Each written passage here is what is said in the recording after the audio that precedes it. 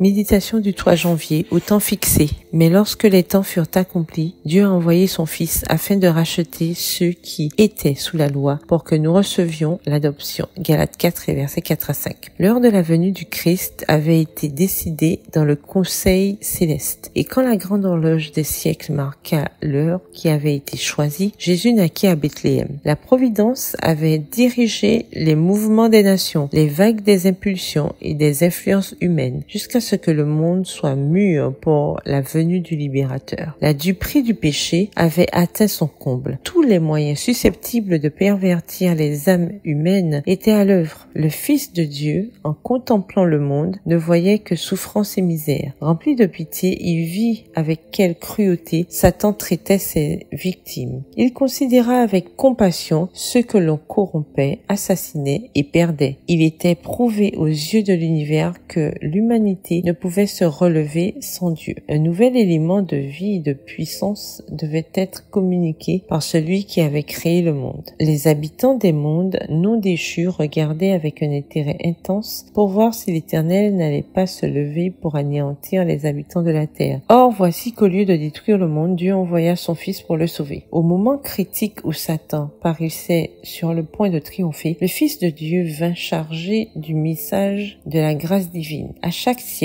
à chaque heure, l'amour de Dieu s'était manifesté envers la race déchue. Malgré la perversité des hommes, des marques de la miséricorde n'avaient pas cessé d'être prodiguées. Et quand les temps furent accomplis, la dignité se glorifia en inondant le monde de flots de grâce salutaire qui ne devait jamais s'interrompre ni tarir tant que le plan du salut ne serait pas accompli. Satan exultait, pensant qu'il avait réussi à avilir l'image de Dieu en l'homme. Jésus est alors venu pour établir en l'homme l'image de son Créateur. Lui seul peut reconstituer un caractère ruiné par le péché. Il est venu chasser les démons qui avaient le contrôle de la volonté. Il est venu pour arracher à la poussière et remodeler les caractères déformés, pour les rendre semblables aux divins modèles et leur communiquer la beauté de sa propre gloire. Extrait du livre Jésus-Christ au chapitre 3, aux pages 24 à 28. Bonne soirée, que l'Éternel vous bénisse.